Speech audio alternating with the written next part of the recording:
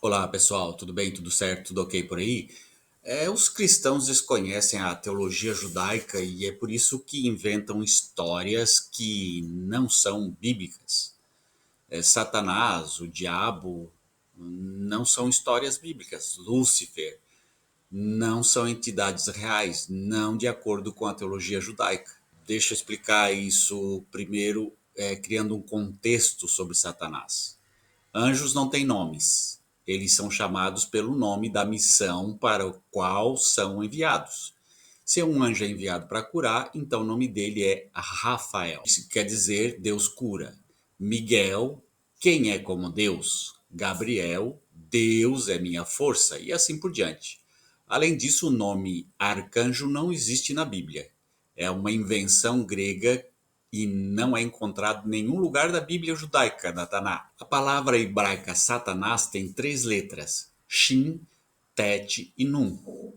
Isso claramente significa onipotente, acusador e até destruidor. Pode ser um substantivo para uma pessoa ou um anjo, e pode ser um verbo, como pode ser visto como Banibar, em Números 22, onde Deus enviou um anjo no caminho de Balaque, Satanás, nesse contexto, para se opor, para matá-lo, ser um adversário contra ele. A ira de Deus se acendeu porque ele ia, e o anjo do Senhor se pôs do caminho para opor-se a ele. Ele ia montado em um jumento, e seus dois servos estavam com ele. A mesma situação em Zacarias 3. Então ele mostrou o sumo sacerdote Josué em pé diante do anjo do Senhor, como Satanás, o acusador, à sua direita para acusá-lo. Quem? Satanás. Se você olhar o hebraico, verá que a raiz da palavra é usada como acusador, substantivo, e depois como acusar, verbo, para Yeshua, o sumo sacerdote. No próprio livro de Jó fica claro que Deus deu poder ao acusador para testar Jó, para ver se depois de tudo lhe fosse tudo fosse tirado, ele amaldiçoaria Deus. Um teste pelo qual ele passou em Jó, capítulo 1, versículo de 1 a 20. Vemos que Satanás não é um anjo caído, mas um acusador da corte celestial, que comparece diante de Deus e precisa da permissão de Deus para fazer qualquer coisa. Vemos então que Satã não faz nada além da vontade de Elohim. Satanás, não tem poder sobre si mesmo, nem é uma entidade única. Entendemos que cada anjo tem uma missão a cumprir e, portanto, o anjo toma o nome da missão.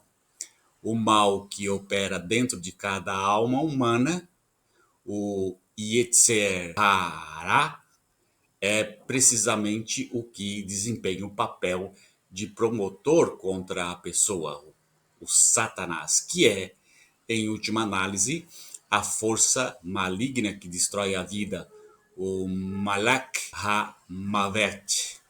Portanto, nós podemos entender que quando se fala em São Miguel, São Rafael, São Gabriel, nós estamos falando da missão do anjo, suposto anjo enviado por Deus sobre a terra.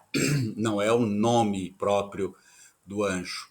Assim como Satanás, ele é um anjo que a palavra Satanás significa acusador. Ele veio para acusar, ele veio com essa missão, ele foi enviado por Deus.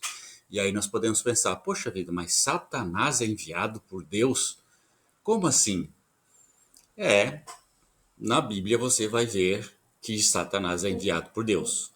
E Deus não é todo poderoso, Deus não pode tudo. Então Satanás não é tão poderoso como Deus. Deus é mais poderoso que ele. E por que Deus permite que Satanás venha acusar, venha fazer o mal? Porque Deus quer, porque Deus permite, porque é da vontade de Deus que isso aconteça.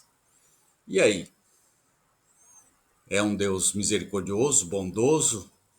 Se Deus manda Satanás para incomodar a pessoa de Jó, você vai ler o livro de Jó, você vai ver que Deus faz uma aposta com o diabo para ver se seu servo Jó era realmente fiel. E aí diz, olha, pode fazer o que quiser com ele, menos matar ele. E foi isso que o anjo fez. Matou a família, tirou dele os bens, matou os animais, fez Jó ficar doente, se arrastando pela terra, mas Jó não perdeu a fé, é o texto do livro de Jó. E todo esse sofrimento, no fim, foi glorificado com a cura e com milagres de ele ter o dobro, o triplo daquilo que ele tinha antes. Mas vamos pensar um pouquinho. Todos os animais serem recuperados, tudo bem. As terras que ele perdeu serem recuperadas em dobro, em triplo, tudo bem.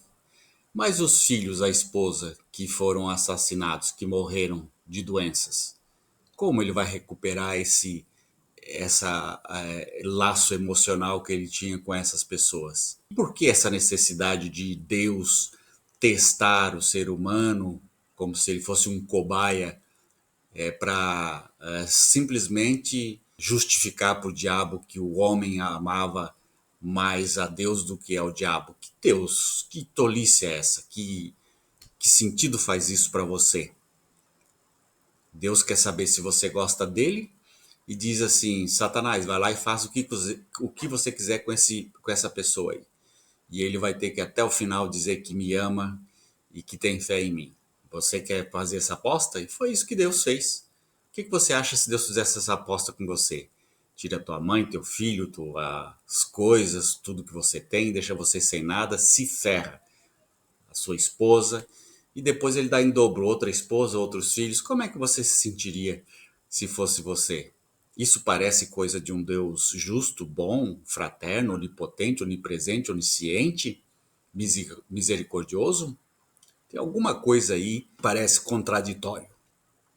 Um grande abraço, tchau.